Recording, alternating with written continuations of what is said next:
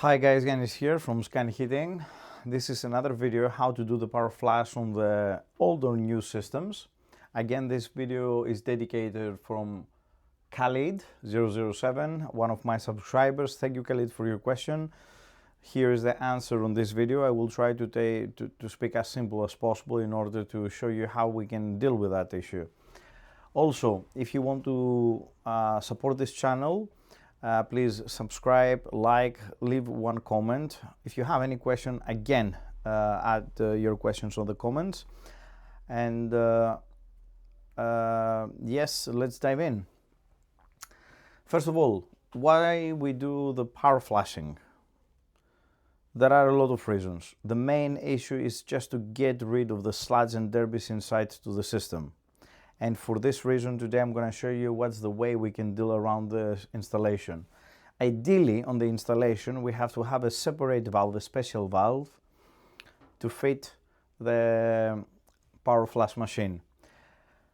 We don't have that on this world, so we have to create an access. The way to create an access is just, for me, the simplest way to remove a radiator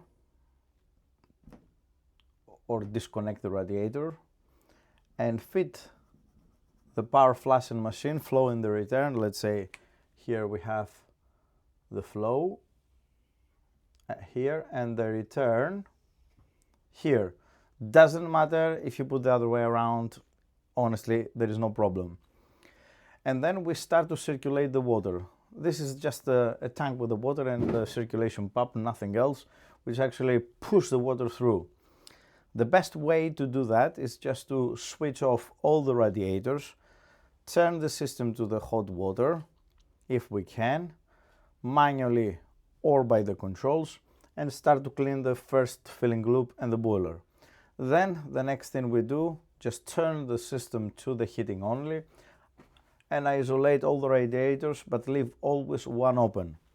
Also, it's very good strategy for me to vibrate the radiators with something. There are some special machines, we put it in front of the drillers and we can vibrate the radiators. With that way we can actually lift all the debris on the old sludge and just get rid. When the water inside to the power flash getting dirty, just get rid of that, refill it, and just repeat this circulation process until the water will see it's crystal clear. Before we do this procedures, it's very good to add a cleaner system. I know that a lot of cleaning systems, it says it's 1 hour, but for me, whatever, I don't know what they say. From the reality in my experience, I noticed that we need minimum 1 week, 1 to 2 weeks in order to work. Don't forget it inside, it's gonna damage the system. So in a week time, you have to go there, get rid of the sludge and debris, and make sure the system is crystal clear. And before you remove the power flashing, just test the water which actually circulate with a pH tester or any tester and see how acidic, how toxic is the water. If the water is crystal clear and the pH is quite high, then you can add inhibitor and finish with that.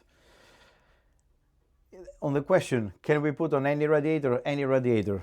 Just I prefer the easiest one, which should be close to the window in order to have the machine outside, and not of course in the highest level, because if something's going wrong and the pipe disconnected, we're gonna flood the house. And yes, that's the simplest way. It's a very easy process.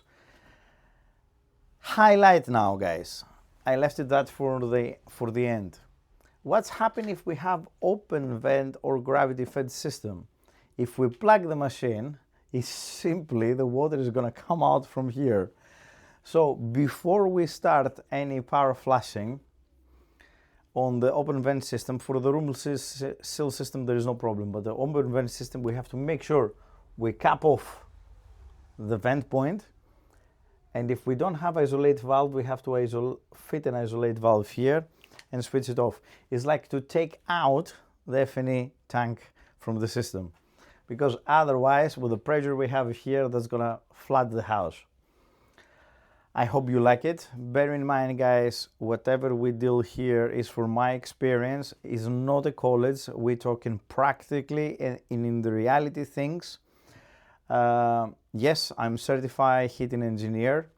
I have my own company, but all those advices, it's very important to, if you want to for your knowledge is to know as a homeowner. But if you are not engineer and you don't have any special training, and if you are not qualified, please don't do it.